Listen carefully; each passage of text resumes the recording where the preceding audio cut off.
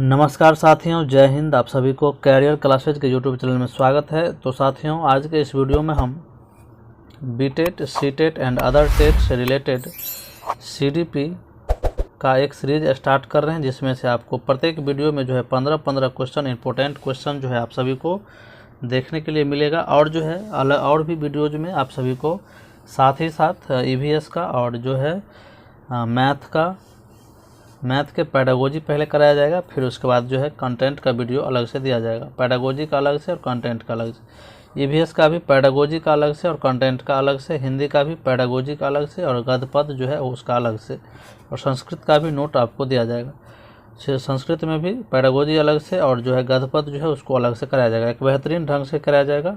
आप सभी को एक अच्छी तैयारी का जो है इस चैनल के माध्यम से अपॉर्चुनिटी मिला है। तो आप चैनल पर नए हैं तो इस चैनल को आप सब्सक्राइब कर ले और बेल आइकन को दबा दें। इस पर जो भी मिलेगा आपको एक बेहतरीन मिलेगा, बेहतरीन नोट्स मिलेगा और बेहतरीन जो है कंटेंट मिलेगा। समझिए, तो आप लोग जो है चैनल को सब्सक्राइब कर लें। तो आज से हम सीडीपी का सीरीज स्टार्ट कर दिए, जिसमें से जो इम्पोर्टेंट 15 क्वेश्चन है, प्रत्येक वीडियो में 15-15 क्वेश्चन पर ही चर्चा करेंगे और साथ में व्याख्या के साथ करेंगे, क्योंकि ज़्यादा 30 क्वेश्चन एक बार करेंगे तो लंबा भी वीडियो हो जाएगा और आप लोग को देखने में अच्छा भी नहीं लगेगा। तो 15 क्वेश्चन ही रहेगा, लेकिन अच्छा से व्याख्या के साथ जो है आप सभी को दिया जाएगा कंटेंट। तो चलिए अब आज का सेशन स्टार्ट करते हैं। तो चलिए, देख रहे हैं आपके सामने बाल विकास और अध्यापन कला।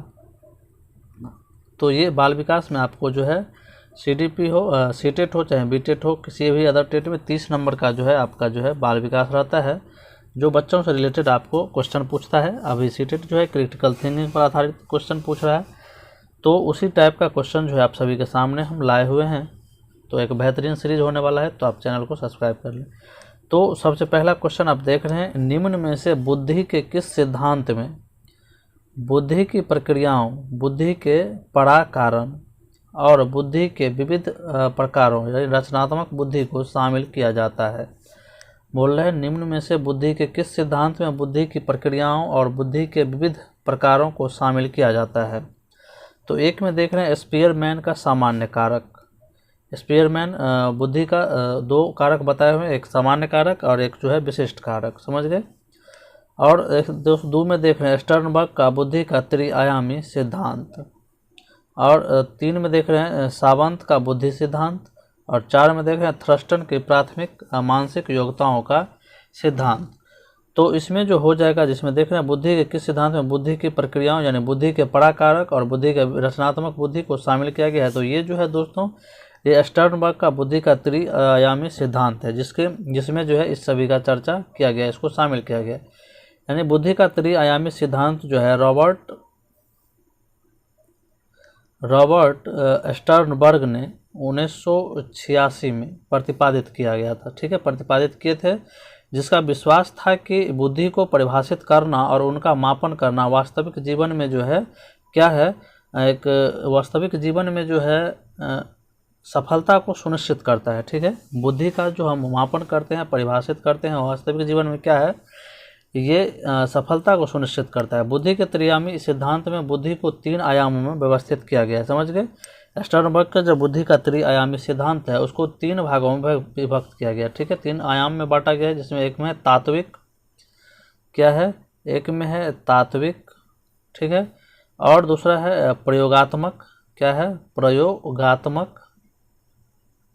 और तीसरा है प्रासंगिक, क्या है, प्रासंगिक। ठीक है, प्रासंगिक। समझ गए।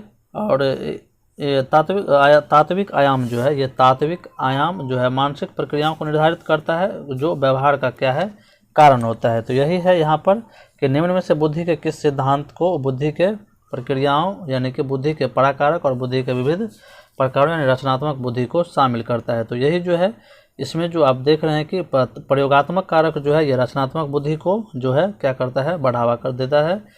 और समझ गए। और बुद्धि के पराकारक जो है, जिसमें तात्विक बुद्धि सब आ जाता है। ठीक है, तो ये क्या हो जाएगा, स्टर्नबर्ग का बुद्धि का त्रिआयामी सिद्धांत हो जाएगा। चलिए अगला क्वेश्चन, 2 नंबर क्वेश्चन देखते हैं क्या है कि प्रतिभाशाली विद्यार्थियों के संदर्भ में संवर्धन का अर्थ क्या है। बोला है प्रतिभाशाली विद्यार्थियों के संदर्भ में संवर्धन का अर्थ क्या है। एक में देख लीजिए, शैक्षिक गतिविधियों के आदान प्रदान की गति प्रदान करना, को गति प्रदान करना। 2 में है सह शैक्षिक गतिविधि की संपादन की गति बढ़ाना। शैक्षिक और सह शैक्षिक, ये चीज़ आपको समझना जरूरी है। शैक्षिक का मतलब हो गया कि जो हमारा पाठ्यक्रम है, जो जिसको हम रेगुलर जो है एक निश्चित समय में अध्ययन करते हैं। और सह शैक्षिक गतिविधि वो हो गया जो हमारे शैक्षिक से अलग होता है, यानी कि हमारे बाहरी क्रियाकलाप जो है जो विद्यालय से बाहर का या फिर कक्षा के बाहर का जो गतिविधि होता है वो सह शैक्षिक होता है, समझ गए। तो पहला में शैक्षिक गतिविधियों के आदान प्रदान को गति प्रदान करना, और दूसरा है सह शैक्षिक गतिविधि के संपादन की गति बढ़ाना, और 3 में है वर्तमान कक्षा को छोड़ते हुए विद्यार्थियों को अगली कक्षा में ले जाना, ये तो नहीं होगा। और 4 में है मापन की प्रक्रिया को बढ़ाना। तो इसमें सबसे अच्छा उदाहरण है सह शैक्षिक गतिविधि की संपादन की गति बढ़ाना। जब हम सह शैक्षिक गतिविधि को बढ़ावा देते हैं तो विद्यार्थियों में क्या होता है, एक प्रतिभाशाली, एक रचनात्मक बुद्धि उसमें आता है, वो क्रिएटिव होता है, वो खुद से करके सीखता है, समझ गए। तो सह शैक्षिक गतिविधि की संपादन की गति बढ़ाना, इसमें इसका जो है अच्छा ऑप्शन है। संवर्धन प्रक्रिया में एक 6ठी कक्षा के विद्यार्थी को क्या क्या एक ऐसा पाठ्यक्रम प्रदान करना शामिल है जो 7वीं कक्षा के अंतर्गत आता है। यानी कि जिस तरह से इसका मतलब हो गया कि एक संवर्धन का मतलब हो गया कि मान कोई बच्चा अगर 5वीं में है तो उसको 6ठी कक्षा का पाठ्यक्रम प्रदान करके और उसको उसके बारे में उसके अंतर्गत जो भी चीज़ आता है उसको बताया जाता है। और सह शैक्षिक गतिविधि की संपादन की गति बढ़ाना, यानी कि बाहरी क्रियाकलाप के द्वारा भी बताना, यानी कि उसकी गति को बढ़ाना, ये क्या जाता है, प्रतिभाशाली विद्यार्थियों के संदर्भ में संवर्धन का अर्थ हो गया, समझ गए। चलिए अगला देखते हैं कि व्यक्तिगत रूप से शिक्षार्थी क्या है, कि व्यक्तिगत रूप से शिक्षार्थी एक दूसरे से भिन्न होते हैं। सही बात है, व्यक्तिगत रूप से जो है सभी बच्चे जो है सभी विद्यार्थी जो है एक दूसरे से अलग है, रुचि के आधार पर हो, चाहे कद के आधार पर हो, बुद्धि के आधार पर हो, जो है बहुत सारी ऐसी भाषा के आधार पर हो, अपने सामाजिक विभिन्नता के कारण हो, जो बहुत सा ऐसे चीज़ है जिसके कारण व्यक्तिगत रूप से विभिन्नता होती है, समझ गए। तो एक दूसरे से भिन्न होते हैं, ये वृद्धि और विकास के सिद्धांत के अनुसार विकास की दर बता रही है, इसमें विकास का क्रम बता रहा है, विकास के लिए सामान्य क्षमता है। विकास के लिए सामान्य क्षमता नहीं होगा, विकास का क्रम नहीं होगा, ये जो है विकास की दर को बता रहा है। क्या है, या विकास की दर को बता रहा है। विकास की दर का मतलब ये हो गया कि प्रत्येक बच्चे का विकास जो है अलग अलग तरीक़ा से होता है। क्रम सभी का समान रहता है लेकिन दर सभी का जो है अलग अलग रहता है। जैसे हम और आप हैं, हमारा विकास कुछ अलग तरीक़ा से हो रहा है, हम किसी चीज़ के बारे में अलग से सोचेंगे, आप उस चीज़ के बारे में अलग से सोचेंगे, तो यही व्यक्तिगत विभिन्नता है।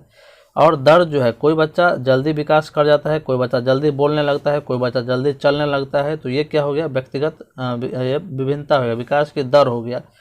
दर सभी में अलग अलग होता है, क्रम सभी में समान होता है, यानी कि पहले यानी कि जन्म लेता है बच्चा तो बलबलाता है, फिर क्या करता है, एक दो शब्द बोलता है, फिर मतलब पलटता है, उलटता पलटता है, फिर खड़ा होता है, चलता है, ये सारा चीज़ क्या एक क्रम है। तो ये क्रम सभी में होगा, लेकिन कोई जल्दी कर लेगा, कोई लेट से करेगा, तो ये चीज़ दर होता है, ठीक है। तो ये चीज़ आपको समझना है। तो विकास का दर होगा इसमें, ठीक है। व्यक्तिगत रूप से शिक्षार्थी एक दूसरे से भिन्न होते हैं, तो ये किसको दर्शाता है, विकास के दर को दर्शाता है। चलिए अगला देखते हैं, 4 नंबर क्वेश्चन देख लीजिए कि निम्न में से कौन से कारकों को परिणाम स्वरूप बच्चों का कुसमायोजन होता है। निम्न में से कौन से कारकों के परिणाम स्वरूप बच्चों का कुसमायोजन होता है, यानी किसी भी परिस्थिति में वो अच्छे से समायोजित नहीं हो पाता है। तो क्या होगा, एक में है आध्यात्मिक परिपक्वता की कमी, 2 में है संवेगात्मक परिपक्वता की कमी, 3 में है निरक्षर माता पिता, और 4 में है आवेगशील स्वभाव।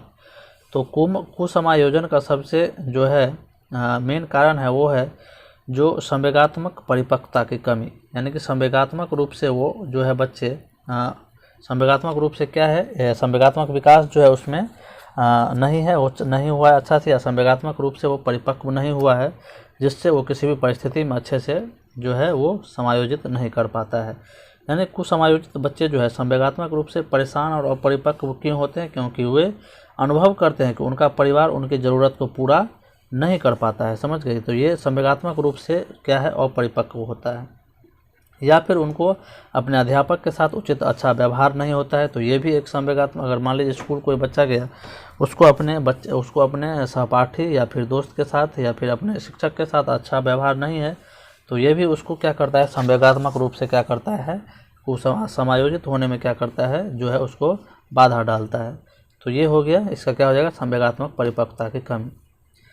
5 नंबर में देख लीजिए कि एक बालक सामाजिक रूप से स्वीकार्य नियमों को सीखता है। यानी कि सामाजिक रूप से स्वीकार जो नियम है, सामाजिक जो नियम है, सामाजिकता का मतलब हो गया कि समाज के नियम मानदंड का पालन करना।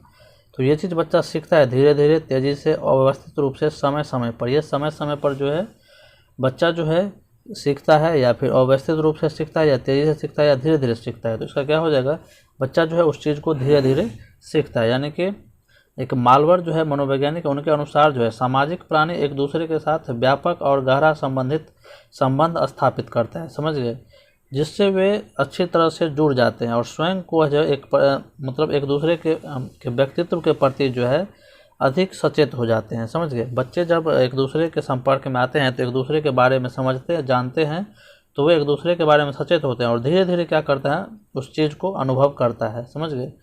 तो यही हो गया कि वे अपनी आवश्यकता को और स्वयं की आवश्यकता को या दूसरे की आवश्यकता को धीरे धीरे क्या करता है, इच्छाओं को वो समझता है। तो ये क्या हो जाएगा, इसमें धीरे धीरे इसका आंसर हो जाएगा, ठीक है, भटके। चलिए अब 6 नंबर देखते हैं। कक्षा में ध्यान न देने वाले एक विद्यार्थी के साथ व्यवहार करने का सबसे बेहतर तरीका क्या हो सकता है। यानी कोई बच्चा जो है ध्यान न दे रहा है तो उस विद्यार्थी के साथ हम कैसा व्यवहार करें। यानी बच्चे के अनुभव कराने के लिए कक्षा के सामने दंड देना, दंड का एनसीएफ सख्त विरोध करता है, तो दंड वाला कभी भी ऑप्शन नहीं होगा, ठीक है। 2 में है बच्चे को ऐसे स्थान पर बैठाना जहां ध्यान न भटके। यानी कि बच्चों को ऐसे स्थान पर बैठाना जहां पे उसका ध्यान न भटके, उस चीज़ से वो अट्रैक्टिव हो, तो ये चीज़ अच्छा है। और भी देखते हैं, काम करते समय बालक को खड़ा करना ताकि वह ध्यान से देख सके, ये भी नहीं होगा। 4 में है बालक का ध्यान आकर्षित करने के लिए बालक को समय समय पर अवकाश देना, यानी कि छुट्टी देना, ये भी नहीं होगा। इसका ऑप्शन नंबर 2 जो है ये सबसे अच्छा ऑप्शन है।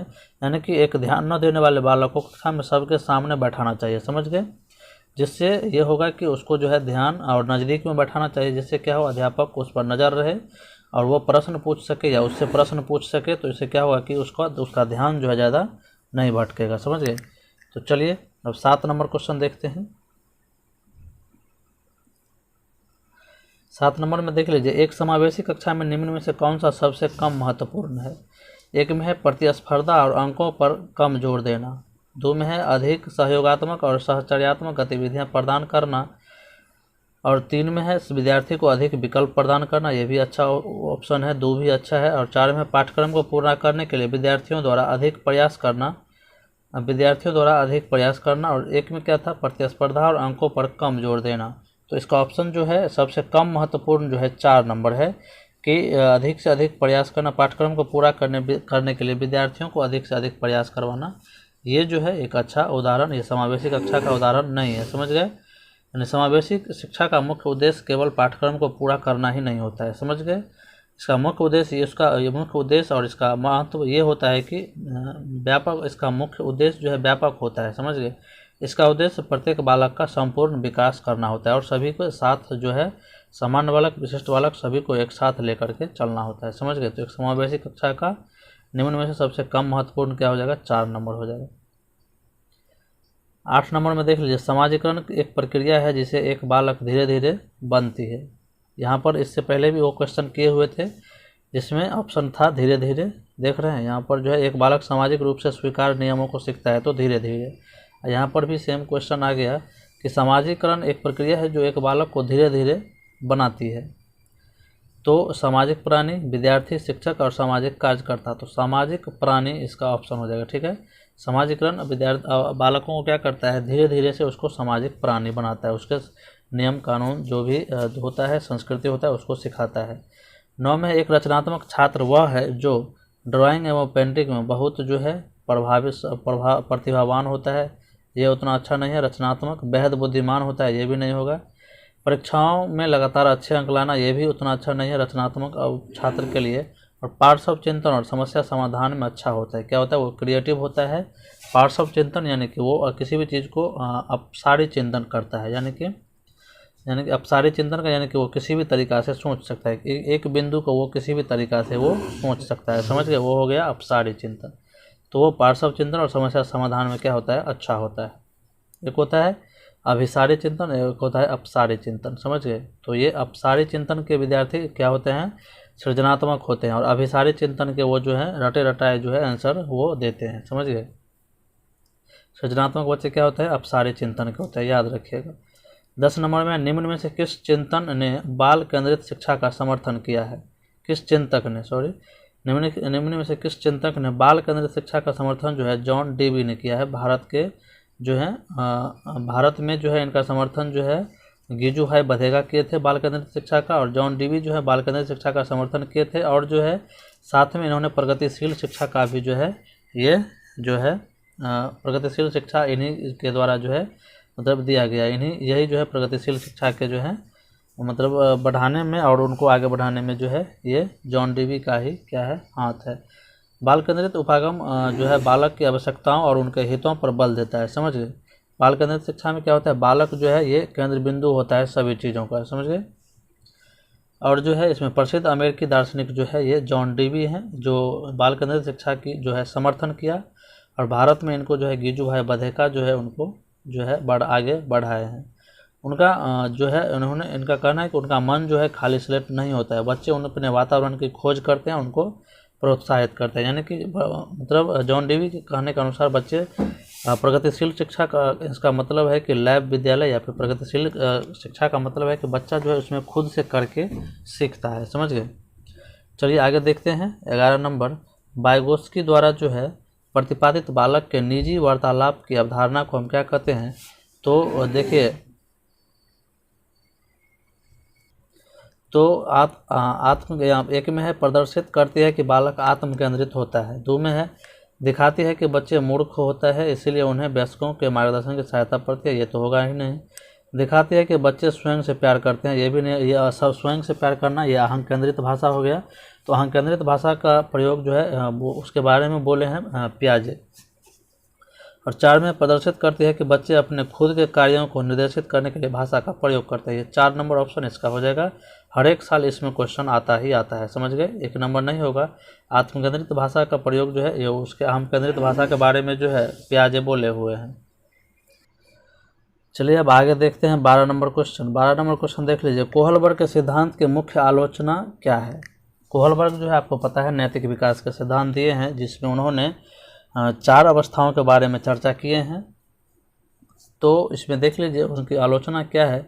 एक में कोहलबर्ग ने बिना अनुभव के आधार पर एक सिद्धांत का प्रतिपादन किया, ये तो होगा नहीं। कोहलबर्ग ने प्रतिपादित किया कि नैतिक तर्क विकासात्मक होता है, तो ये भी नहीं होगा। विकासात्मक के बारे में पियाजे जो है चर्चा की हैं, ठीक है। 3 में कोहलबर्ग ने पुरुषों और महिलाओं के नैतिक तर्क के सांस्कृतिक विभिन्नताओं को ध्यान में नहीं रखा है, ये सही बात है। और 4 में कोहलबर्ग नैतिक विकास की स्पष्ट अवधारणाओं अवस्थाओं का वर्णन नहीं किया, ये भी नहीं होगा। इसका ऑप्शन नंबर क्या हो जाएगा, 3 हो जाएगा। कोहलबर्ग के सिद्धांत की आलोचना प्रायः एक ही लिंग अर्थात पुल्लिंग पर केंद्रित होने के लिए की जाती है, यानी कहने का मतलब कोहलबर्ग के सिद्धांत के बारे में जो नैतिक विकास के सिद्धांत के बारे में ये बताया जाता है कि इन्होंने या तो सिर्फ पुरुषों पर ही बात किए हैं या फिर महिलाओं पर ही, किसी एक पर ही ज़्यादातर ध्यान दिए हैं, समझ गए। यानी इनका कहने का मतलब एक ही लिंग अर्थात पुल्लिंग पर जो है ज़्यादा केंद्रित हैं, ये पुरुषों पर ज़्यादा केंद्रित है, तो ये हो गया। इसका ऑप्शन नंबर जो है क्या हो जाएगा, इसमें 3 हो जाएगा, क्योंकि ये जो है महिलाओं की अपेक्षा पुरुषों पर जो है ये ज़्यादा ध्यान दिए, तो ये उनकी एक आलोचना है। 13 नंबर देख लीजिए, अधिगम में पिछड़े बालक प्रायः दिखते हैं। अधिगम में पिछड़े बालक प्रायः दिखते हैं संप्रत्यात्मक असमानताएं, बोधात्मक असमानताएं, आदत संबंधी असमानताएं, शारीरिक असमानताएं। जो अधिगम में पिछड़े बालक होते हैं उनमें जो है क्या होता है कि संप्रत्यात्मक असमानताएं ज़्यादा होता है। संप्रत्यात्मक यानी कि किसी भी चीज़ को वो समझना, किसी भी चीज़ को वो अच्छे तरह से वो समझता है। संप्रत्यात्मक यानी कंसेप्ट को किसी भी चीज़ को अच्छे से नहीं समझ पाता है। संप्रत्यात्मक और समानताओं की विशेषता यह है कि उसमें क्या होता है, संज्ञानात्मक एवं मनोवैज्ञानिक प्रक्रिया जो है उसमें अच्छे से नहीं हो पाता है, जिससे परिणाम स्वरूप लिखित या मौखिक भाषा को समझने या फिर गणना करने में क्या होता है कि उसे दिक्कत होता है, समझ गए। चलिए 14 नंबर क्वेश्चन देख लेते हैं। प्रत्येक शिक्षार्थी अपने आप में अद्वितीय हैं, यानी कि व्यक्तिगत विभिन्नता है, तो इसका अर्थ क्या है, किसी भी दो शिक्षार्थियों की योग्यता, रुचि और प्रतिभा समान नहीं होती है। सही बात है। शिक्षार्थियों के गुणों में समानता नहीं होती है, न ही उसमें लक्षण ही समान होती है, ये नहीं होगा। इनमें सभी शिक्षार्थियों के लिए एक सामान्य पाठ्यक्रम संभव नहीं है। और 4 में है शिक्षार्थियों की क्षमता को विकसित करना असंभव है, ये गलत बात है। तो 14 नंबर का ऑप्शन जो है एक सबसे बेहतर ऑप्शन है, किसी भी दो शिक्षार्थियों की योग्यता, रुचि और प्रतिभा समान नहीं होती है। समझ गए, ये व्यक्तिगत विभिन्नता को दर्शा रहा है। और 3 में है सभी शिक्षार्थी के लिए एक सामान्य पाठ्यक्रम संभव नहीं है, ये भी सही है, लेकिन सबसे बेहतर जो है व्यक्तिगत विभिन्नता को 1 नंबर ऑप्शन दिखा रहा है। ठीक है। सतत एवं व्यापक मूल्यांकन है अध्यापक पर केंद्रित, ये गलत चीज़ है। विद्यार्थी पर केंद्रित, मापन पर केंद्रित, कार्य प्रदर्शन पर, ये क्या हो जाएगा, विद्यार्थी पर केंद्रित है। CCE जो है NCF इसी का जो है समर्थन करती हैं। सतत और व्यापक मूल्यांकन, सतत का मतलब निरंतर और व्यापक का मतलब बच्चों के सभी पक्षों का मूल्यांकन करना। तो ये क्या हो जाएगा, विद्यार्थी पर केंद्रित होता है। समझ गए।